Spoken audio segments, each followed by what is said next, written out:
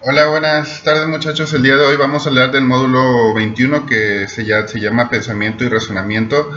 Es, digamos, bueno, tiene que ver mucho sobre la definición de lo que uno hace sobre pensar o razonar.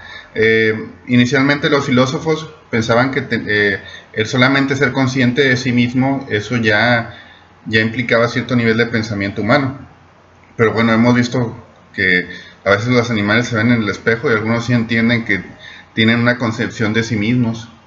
O si a alguien le llamamos por un nombre, después siempre va a buscar, este, va a pensar que se le habla así, entonces hay conciencia de sí mismo. Entonces es un poco complejo eh, poder definir lo que es un pensamiento. Algunos psicólogos dicen que es la manipulación de representaciones mentales de la información.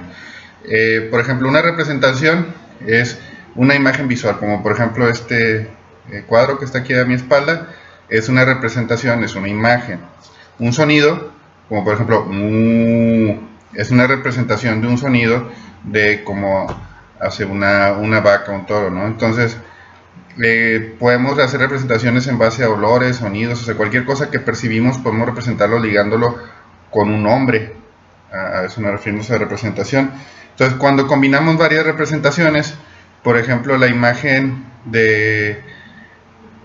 la, de la muerte con la imagen de una vaca y la imagen de un fin de semana, pues quizá tengamos la idea de una carne asada, ¿no? O sea, pero estamos ligando tres representaciones en una sola. Eh, entonces, bueno, aquí dice que las personas piensan sobre lo que va a pasar en un futuro, es otro tipo de pensamiento. De hecho, bueno, había unos jugadores de baloncesto aquí en México, de una comunidad de Oaxaca, que ellos pues no tenían tenis para jugar basquetbol especializados, eh, digamos, y lograron ser campeones a su nivel, en su edad, a nivel mundial. Ellos, creo que son la comunidad de los Triquis en Oaxaca, ellos lo que hacían es que dice el entrenador, que era un entrenador extranjero, que les ponía videos de la NBA donde había jugadores que hacían muchas jugadas y ellos mentalmente pensaban en esa jugada y ya cuando iban a jugar lo hacían, pero toda la representación la sostenían aquí en la mente y luego ya tenían esa capacidad, que es una capacidad pues superior para lograr hacer eso, solamente con verlo y después como replicarlo. Ah, bueno, aquí nosotros tratamos como vamos a tratar de entender ciertos conceptos. Un concepto pues equivale a una categoría.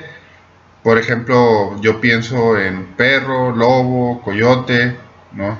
Es el concepto canino que engloba a todos esos variedades de animales, ¿no? Entonces los conceptos son agrupamientos mentales. Otro ejemplo que viene aquí es el del prototipo.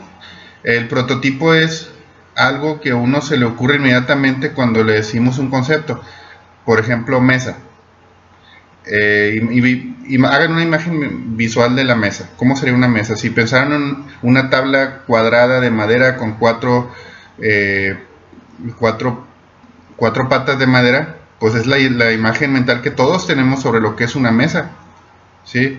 Pero hay una variedad infinita de mesas distintas. Puede ser una mesa de té que está más chiquita, puede ser una, una mesa de aluminio que dice Coca-Cola, ¿no? Puede ser, si alguien no tiene nada de eso, pues unas piedras que están ahí unas sobre otras y puede ser utilizarse también como una mesa. Pero el prototipo es lo que todos pensamos por lo general con el concepto que nos viene a la mente, ¿no?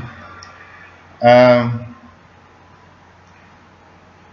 Normalmente, bueno, cuando decimos piensa en un vehículo, uno piensa el prototipo, pues un carro, ¿no? Un carro de cuatro ruedas, que usa gasolina, motor. Bueno, ese sería un carro, pero hay carros, hay vehículos que no son carros, hay vehículos que son trenes, hay vehículos que son aviones, hay vehículos que son helicópteros, hay vehículos que son lanchas, todos esos son vehículos. Bueno, uno nada más piensa en el prototipo, por lo general, ¿no? Bueno, viene hablando de algoritmos y heurísticos. Eh, Algoritmos es una, una forma que nos va a garantizar resolver un problema. O sea que si utilizamos ese algoritmo vamos a resolver un problema. Eso es un algoritmo. Un heurístico no necesariamente vamos a resolver el problema. Nos va a acercar a resolver el problema, pero eso no significa que nos vaya a resolverlo con la información que viene dentro de ese heurístico. Hay tres tipos de heurísticos. El primero es heurístico de representatividad, el segundo es heurístico de disponibilidad y el tercero es heurístico de familiaridad. El primero, el de representatividad, significa que, digamos, el ejemplo que viene aquí, de que una persona que tiene una tienda, fue asaltada esa tienda en el último mes 2 veces por grupos de pandilleros jóvenes. Entonces esta persona siempre que vea que se van a acercar unos jóvenes con aspecto de pandilleros, pues va a pensar que le van a robar la tienda y se va a asustar. Entonces es un heurístico de representatividad, porque las personas representan a un segmento de la población, etcétera, ¿no? El heurístico de disponibilidad es que pues uno va a tratar de resolver el problema en base a lo que recuerda en su memoria que hay que hacer en cierta situación, respecto al pasado, ¿no? Por ejemplo, uno puede pensar que el auto es menos peligroso que un avión, pero es porque está más accesible a nosotros. Y hemos visto, como hay muchos autos, es posible que hayamos visto más accidentes de autos, pero es porque es lo más disponible. No necesariamente significa que es lo que va a llevar a más accidentes, ¿verdad? El heurístico de familiaridad es que nosotros vamos a resolver un problema en base a lo que ya conocemos. Si ustedes van a un lugar en el extranjero y quieren un refresco, quieren unos cigarros o una golosina, van a buscar algo similar a un Oxxo o un Super 7 porque es lo que conocen. Entonces van a comprar eso que ya conocen, o van a ir a un lugar donde familiar, que les sea familiar o que ya conocen, ¿no? Después viene hablando de lo que ha sido la diferencia entre la tecnología, del pensamiento, o sea, las máquinas pensantes y los seres humanos. Han habido varios ejemplos donde la máquina le gana al ser humano, algunos en el ajedrez, algunos en juegos de televisión como el Jeopardy. Aquí tenemos pues una imagen de un programa popular en Estados Unidos que se llama Jeopardy, donde preguntan, por ejemplo,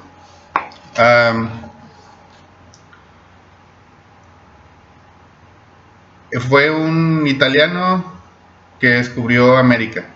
Así es la pregunta. Entonces, que le toca primero, dice, ¿quién es Cristóbal Colón? Siempre tienen que responder así, ¿no? Entonces, fueron dos que ya habían sido campeones, fueron a enfrentar a una máquina de una empresa de computadoras y ganó la máquina, ¿no? Watson le llamaron a esa máquina. En cuanto, bueno, viene hablando cómo hacemos para resolver los problemas. Viene el ejemplo de la Torre de Hanoi. No sé si alguna vez hayan podido jugar con eso. Está bastante interesante. Son una madera que tiene tres palos sobre los cuales tienen cilindros o aros, ¿verdad? Que es el más chiquito, luego uno más grande, y luego abajo uno más grande, y abajo uno más grande, y abajo uno más grande. Dicen, tienes que poner todas así como están en pirámide en otro palito, el que tú quieras. Pero la regla es que no puedes sacar más de dos, o sea, tiene que ser uno a la vez. Y la otra regla es que no puede ir nunca uno más grande arriba de uno más chico. O sea, siempre tiene que ser el más chico arriba del más grande. Entonces, si muevo yo la más chiquita y la pongo en otra, ahora la que sigue no la puedo poner en el mismo palo, tiene que ser en el siguiente. Y luego ya no tengo espacio donde poner una más chiquita. Entonces tengo que sacar la que dejé en medio, la más chiquita, encima de la otra que es más grande, y luego saco otra. Entonces se tienen que hacer movimientos cada vez mayores. Sí se puede. Resolverlo lleva mucho tiempo. La primera vez a mí me tomó como 40-45 minutos resolverlo, pero pues es algo complicado de hacer, ¿no? Requiere como que mucha consistencia en cómo resolver las cosas. Respecto a los tipos de problemas, aquí mencionan 3 también: problemas de ordenación, problemas de inducción de estructura y problemas de transformación. Este ejemplo de la torre de Hanoi sería un problema de transformación, porque sabes qué es lo que tienes primero, estás viendo los aros y sabes dónde tienen que, o sea, qué es el principio y cuál es la meta, dónde deben estar cómo deben estar acomodados al final los aros, pero no sabes exactamente qué movimientos hacer en medio. Eso te lo tienes que idear tú. Entonces es un problema de transformación. Un problema de ordenación es cuando te dan los elementos y tú tienes que ordenarlos. Por ejemplo, el juego del Scrabble, como este que viene aquí arriba, ¿no? Ahí pues sacas letras y tienes que acomodar las letras para que sean palabras y tienes que ordenar esas palabras dentro de un tablero. Entonces pues el problema se resuelve ordenando, igual que las cartas en el póker. O sea, te dan un número de cartas y tienes que ordenarlas para hacer una escalera, hacer un triple, no sé, la mano que tú veas, ¿no? Es ordenar las piezas. Y otro problema es el de la inducción de la estructura, en el cual sabes cuáles son los elementos en medio, pero bueno, tienes que encontrar cuál es el razonamiento para ordenar esos números. Supongamos que les digo los siguientes números: 14, 24, 34, 44, 54, 64. ¿Cuál sigue?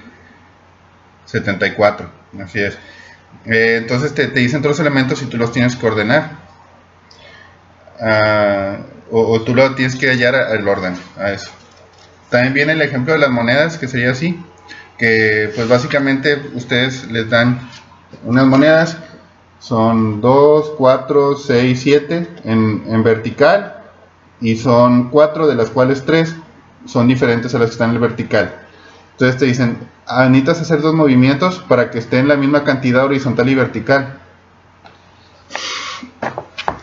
No les voy a dar la respuesta a eso, pues para que le piensen.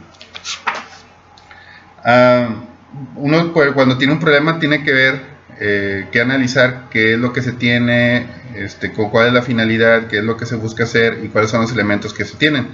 Este mismo tipo de problema se le presentó a Thomas Alva Edison. A él le pidieron, bueno, necesitas algo que pueda meterse dentro de un vidrio, que pueda quemar la electricidad y producir luz. Entonces probó con muchos elementos de la tabla periódica hasta que por fin halló el elemento indicado, que era el filamento de carbón. Pero pues lo intentó con todo, con oro, con cobre, con plata, con aluminio, y unos se quedaban muy pronto, otros no se quemaban bien, hasta que dio con el filamento de carbón. Y también viene diciendo que según cómo se presenta el problema a una persona, es la decisión que va a tomar. Si tú siempre preguntas al principio de algo, ¿no quieres hacer esto?, la persona te va a decir no, o sea, porque le estás sugiriendo el no dentro de la pregunta. Por eso, según cómo tú preguntes, es la respuesta que vas a obtener. Por ejemplo, si yo soy un doctor y un paciente mío le descubro que tiene cáncer y le presento las alternativas, bueno, puede ser cirugía o puede ser que te hagamos radiación, ¿no? Le dices, bueno, si es cirugía, el 90% de las personas sobreviven inmediatamente después de la cirugía, 68% sobreviven durante el primer año y 34% llegan a vivir hasta 5 años. Ahí le estamos poniendo la información desde un aspecto positivo y va a querer la cirugía. Si uno le dice al revés, bueno, de 100 pacientes que se van a cirugía, mueren 10 de cada 100, 32 mueren al primer año y 66 mueren al final de 5 años. Entonces, le estamos hablando con información de muerte, la persona no va a querer que le operen, porque estamos diciendo cuántos mueren, pero estamos diciendo la misma información pero al revés. Pues como ustedes pongan la información, es el resultado que van a tener, ¿no?, de la otra persona. Después viene hablando de lo que es insight o conciencia súbita, o sea, uno tiene como conciencia de sus cosas. Aquí, bueno, este experimento que hizo Kohler, creo que en Alemania, nos hace ver que los otros animales inferiores a nosotros tienen esa conciencia de sí mismos, ¿no? Y de resolver problemas. Aquí viene el ejemplo de lo que hizo este experimento de este changuito, ¿no? El chimpancé le pusieron una banana aquí colgada y le pusieron aquí, tenían 3 cajas de verduras. Entonces el changuito agarró una, luego la puso una encima de otra y luego vio que no alcanzaba, luego puso otra encima de otra y luego ahora sí ya alcanzó los plátanos, ¿no? Entonces, pues esto pues un animal lo hace, un changuito, y lo hace un animal como un ser humano. Entonces tiene conciencia de discernimiento el changuito, el chimpancé. Viene otro ejemplo sobre cómo resolver problemas. Esto también se los voy a poner para que lo piensen y lo puedan razonar.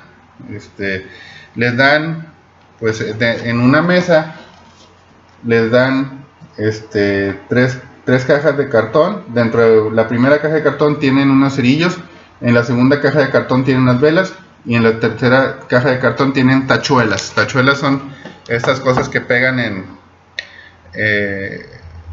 para que los papeles se queden colgados en un lugar, ¿verdad? Entonces, dicen, ¿cómo podemos hacer para pegar en una puerta las velas y que no goten en el piso? Si logran tener una respuesta a esto, pues piénsenla y luego me comparten la información. También hablamos de fijeza funcional, es cuando las personas tienen la tendencia a pensar solamente una respuesta y no tienen la capacidad de pensar en distintas respuestas a la vez. El esquema mental es la tendencia a idealizar distintas formas de resolver el problema a partir de diferentes patrones. El sesgo de confirmación tiene que ver con que hay personas que piensan en una respuesta y si no te dicen bien la pregunta, pues vas a tender a responder de una manera en que los demás quieren que tú pienses, ¿no? Aquí viene el ejemplo de que Estados Unidos le declaró la guerra a Kuwait porque decían que tenían armas de destrucción masiva, o sea, bombas atómicas, lo cual cuando después ya quitaron a Hussein del poder, se dieron cuenta que no había tal, bombas atómicas. Pero pues el presidente de Estados Unidos, que en ese tiempo creo que fue George Bush hijo, él decidió ir a la guerra porque le mostraba una información, le hacía que era fotos desde satélites que hacían ver que había unas plantas de que estaban obteniendo plutonio y todo eso, pero no. Pero bueno, hubo un sesgo de información que dio para que hubo una respuesta al problema, ¿verdad? También hay que diferenciar entre lo que es pensamiento convergente y divergente. El pensamiento convergente es lo que todo el mundo piensa, lo más común por pensar, y el pensamiento divergente es pensar diferente a lo común. Eso también se lo voy a dejar de tarea. Quiero que piensen en que están en un programa tipo Discovery Channel, que están desnudos en un lugar natural, supongamos en un bosque en Canadá, y tienen un riachuelo. En ese riachuelo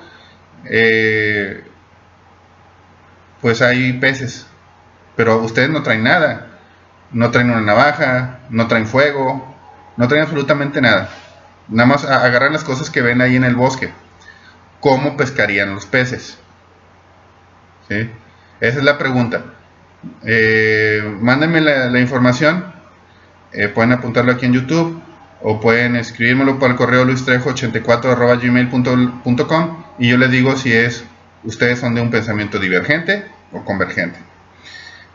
Aquí al final viene como algunas buenas consejos o tips, ¿no?, que dicen en inglés, para pensar creativamente. Hay que redefinir bien los problemas, hay que adaptarse a una perspectiva crítica de las cosas, hay que recurrir a metas cortas, no grandes. Hay que utilizar analogías. Analogías es que yo explico algo en base a un ejemplo mío. Eso es una analogía. De hecho, se lo estoy pidiendo mucho en los exámenes. Considere lo opuesto a las cosas para resolver un problema. Pensar en manera divergente. Recurrir a heurísticos, como ahorita ya vimos. Y experimentar con distintas soluciones a ver qué pasa. Entonces, bueno, eso es lo que viene ahí en el módulo 21. Resuelvan los problemas y escríbanlos aquí abajo en el YouTube, o mándenme un correo con la información de la resolución de los 3 problemas. El primero creo que era el de las monedas. El segundo era el de las velas, creo. Y el tercero es el del bosque, que están desnudos y no tienen nada a su alrededor. Pues, ¿cómo le hacen para pescar? Muy bien, sería todo, muchachos. Nos estamos viendo el día de mañana. Saludos.